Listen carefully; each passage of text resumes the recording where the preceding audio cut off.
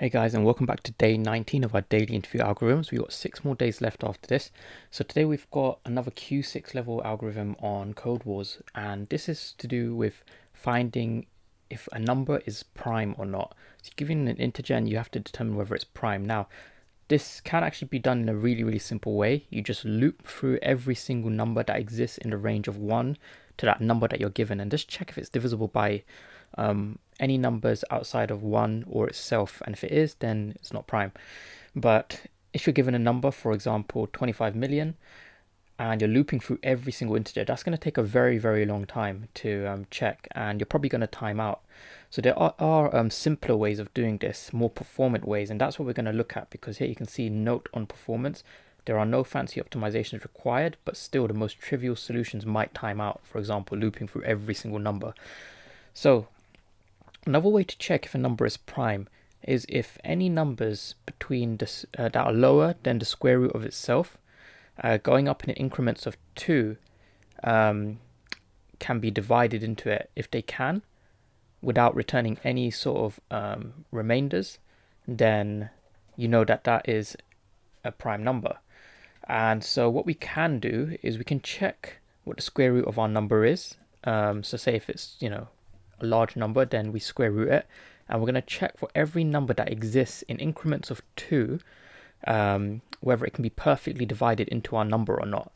So first couple of steps are just some simple checks. So we're going to do if n is equal to 1, or actually let's do if n is less than or equal to 1, then all we're going to be doing is we know that that is not a prime number, so we're going to return false.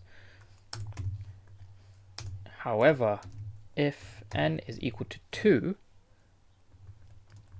then that is one version of a prime number, so we're just going to do return true. And if it is any number that's greater than 2, then we're going to have to loop through, but we're going to loop through using the method that we use, so we're not checking every single integer.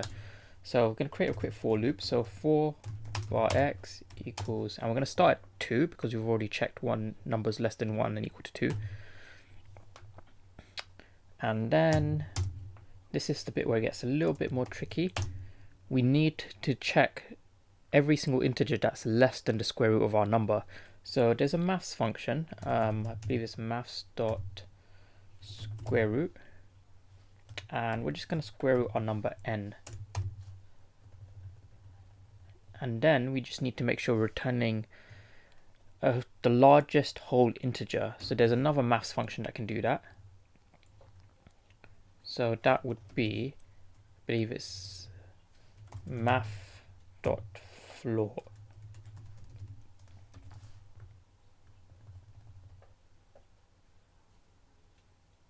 Math.floor. Okay. And I think that should be a capital square root there. Okay, and then we're just going to cast whatever we get to an integer, just to make sure. And then every time we're going to move up in increments of 2. And then we're just going to do a quick assertion here. So if our number n divided by, or modulo, whatever the value of x is, so it's going to be going from 2, 4, 6, 8 up until it hits the square root of our number n. So if n equal to 0, then we know it's not going to be prime and we want to return false.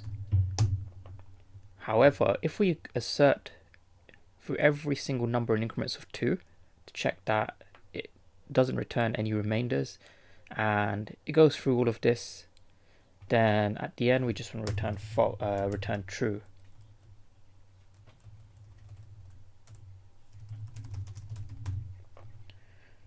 Okay, so that should be checking for all of it. So what we're going to do is we're just going to run a quick test, just see we haven't made any errors. Okay, so there's an expected, let's see, that's fine. Okay, so there should be a bracket there, so we're going to just test it again. Okay, so where else are we missing a bracket? So that's all fine, that's all fine.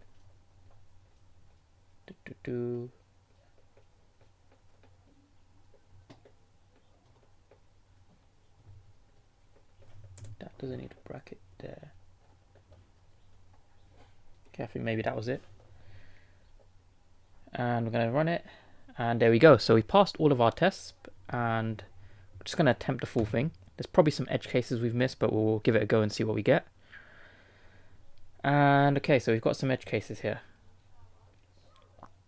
Expected false, but was true.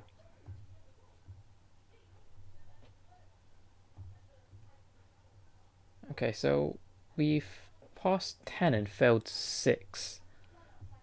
Okay, so just upon reviewing the discussion section, which is actually a really good resource to have a look at, it looks like there are some issues with some of the test cases when it comes to negative numbers.